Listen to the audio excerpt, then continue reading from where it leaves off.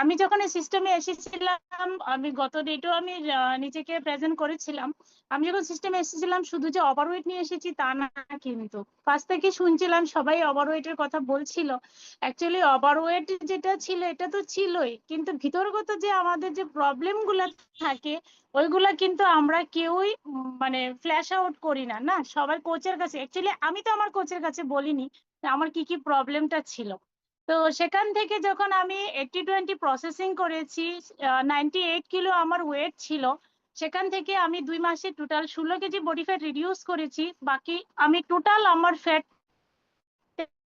33 KG body fat আমি reduce করেছি আমার শরীর থেকে।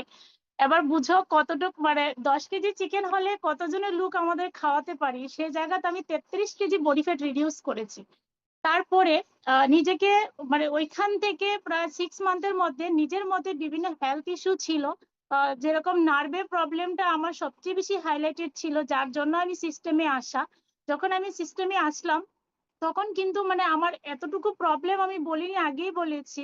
এরকম প্রবলেম ছিল যে আমি কোনো কিছু ধরে রাখতে পারতাম না। 1 মিনিট বা 2 মিনিটের বেশি কোনো জিনিস ধরে রাখলে ওটা নিজে নিজে হাত থেকে পড়ে যেত, এবং পুরো হাতটা আমার আস্তে আস্তে আস্তে আস্তে করে এরকম করে আমার একদম এই পুরো মানে ডান সাইডটা আমার পুরো সেন্সলেস হয়ে যেত।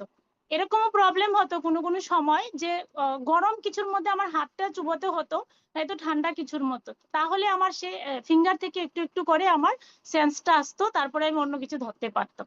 যখনই ডাক্তার দেখাতাম ডাক্তার বলতো যে তোমার সবগুলো নার্ভে প্রবলেম থেকে হচ্ছে, আর এগুলো আজীবন থাকবে, তুমি সেগুলো ওষুধ খেয়ে যেতে হবে, এবং নিজেকে সুস্থ রাখতে হলে আজীবন তোমাকে সে ওষুধটা মেনটেন করতে হবে।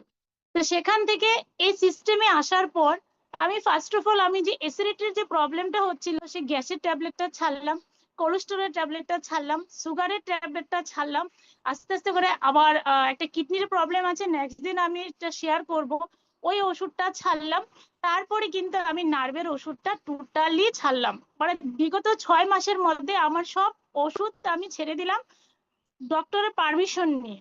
ঠিক আছে, ডক্টরের পারমিশন ছাড়া কিন্তু আমি ওষুধগুলো ছাড়িনি, সবগুলা ডক্টরের পারমিশন নিয়ে একের পর এক আমি ছাড়লাম। ডাক্তার তখন আমাকে বললো কি ম্যাজিক করেছো তুমি যে তোমার ওষুধগুলি ছাড়তে হয়েছে।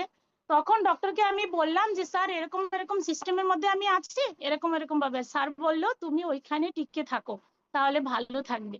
থ্যাঙ্কস গড, এই সিস্টেম আমাকে গিফট দিয়েছে। থ্যাংক ইউ আমার কোচ